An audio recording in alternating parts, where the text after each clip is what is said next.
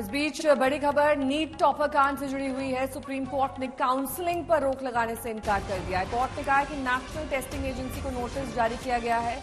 यह मामला कोर्ट पहुंचा था क्योंकि 67 छात्रों को टॉप अंक यानी कि पूरे नंबर 720 अंक दे दिए गए थे। इसी को लेकर सुप्रीम कोर्ट में गुहार लगाई गई थी, लेकिन अब काउंसलिंग पर रोक लगाने से सुप्रीम कोर्ट का इनकार है। सुप्रीम कोर्ट ने नीट को नोटिस जारी किया है।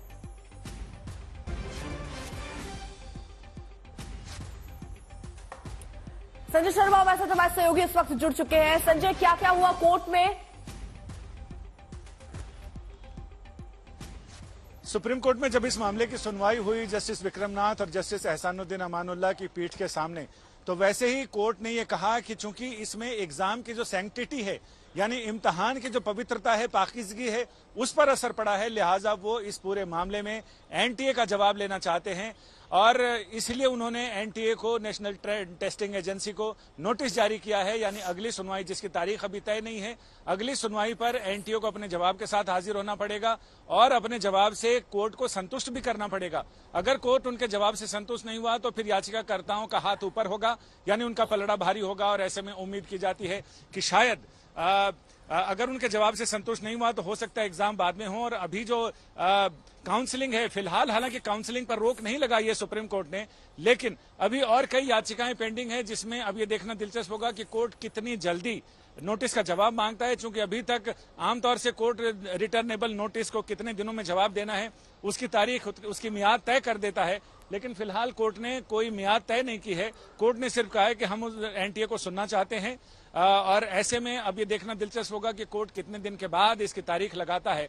उम्मीद तो की जाती है कि इसी हफ्ते में तारीख लगेगी और इसी हफ्ते में आगे सुनवाई की तारीख आएगी।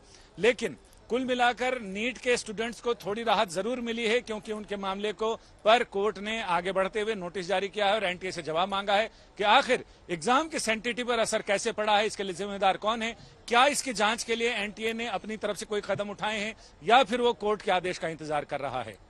दरअसल संजय, इसमें बड़ा सवाल ये भी है कि 67 छात्रों को पूर्ण अंक मिले हैं। इसी को लेकर याचिका दायर की गई, इसी को लेकर सवालिया निशान खड़े हुए कि आखिरकार ऐसा हो कैसे सकता है। अब काउंसलिंग जब जारी रहेगी तो इसमें डिफरेंशिएट कैसे किया जाएगा कि जो छात्र पहुंच रहे हैं काउंसलिंग के लिए या फिर आगे के प्रोसीजर्स के लिए बढ़ रहे हैं, उन्होंने फेयर तरीके से एग्जाम पास किया है या फिर नहीं किया है? क्योंकि सिर्फ टॉप के छात्रों पर नहीं उंगलियां उठ रही हैं, बाकी भी कई ऐसे लोग हो सकते हैं जिन्होंने अनफेयर मींस का इस्तेमाल किया हो। नेहा, सिर्फ यही बात नहीं है कि 67 छात्रों को पूर्ण अंक मिले हैं यानी फुल मार्क्स मिले हैं। इसके अलावा एक एक रैंक पर, एक एक श्रेणी में कम से कम 10-10, 20-20, 30-30 छात्र हैं। इसमें एनटीए का कहना है कि चूंकि वो देर से कॉपियां मिली, देर से क्वेश्चन बटे, देर से कार्रवाई शुरू हुई एग्जाम, इसलिए उनको ग्रेस मार्क दिए गए। लेकिन सबसे बड़ी चीज ये है कि इतने छात्र पास हो गए हैं कि देश के मेडिकल कॉलेज में अगर सबको एडमिशन मिल जाए फिर भी बहुत सारे हजारों छात्र एडमिशन का इंतजार करते रह जाएंगे, उनको एडमिशन नहीं दे पाएगा ये देश।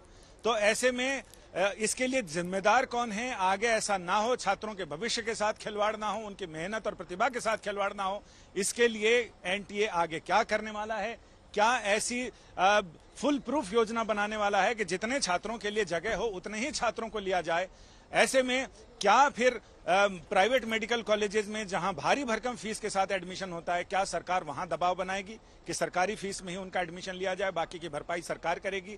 या फिर ऐसे छात्र अगर विदेश जाते हैं एमबीबीएस करने के लिए तो वहां के छात्र जब वहां से पास आउट होकर लौटते हैं तो यहां पर उनको दोहरा व्यवहार मिलता है, यानी उनको एक तो एग्जाम दूसरे तरह से लिए जाते हैं और दूसरा उन्हें 2 से 3 साल की इंटर्नशिप के लिए मजबूर किया जाता है। तो ये तय करना पड़ेगा इस देश को कि इस देश की प्रतिभाओं के साथ क्या किया जाए, कैसे हो।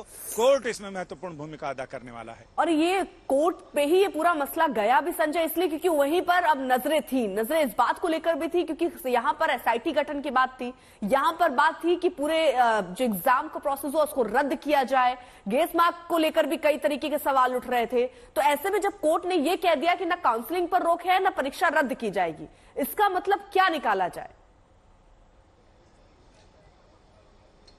इसका मतलब ये निकाला जाए कि पहले तो कोर्ट एनटीए को सुनेगा कि एनटीए इस मामले में क्या कह रहा है, और इसके बाद दूसरा बड़ा सवाल ये होगा कि आगे ऐसा ना हो उसके लिए क्या इंतजाम किए जाएं, क्योंकि एनटीए ने तो पहले अपना पल्ला झाड़ लिया था कि हमने ये स्कीम लगाई थी, स्कीम की तरह जो योजना थी उस वजह से सारा कुछ हुआ है। तो ऐसे में सिर्फ स्कीम और अपनी योजनाओं और उस पर पल्ला झाड़ लेने से होगा नहीं, इसलिए लोग कोर्ट के सामने आए कि कोर्ट इसमें डिसाइड करे, क्योंकि अगर एग्जाम गलत बुनियाद पर एग्जाम हुआ है, एग्जाम की सेंटिटी प्रभावित हुई है, तो ऐसे में उस पर अगर किसी इमारत की बुनियाद टेढ़ी हो तो आसमान तक भी इमारत बनाए तो वो टेढ़ी जाएगी।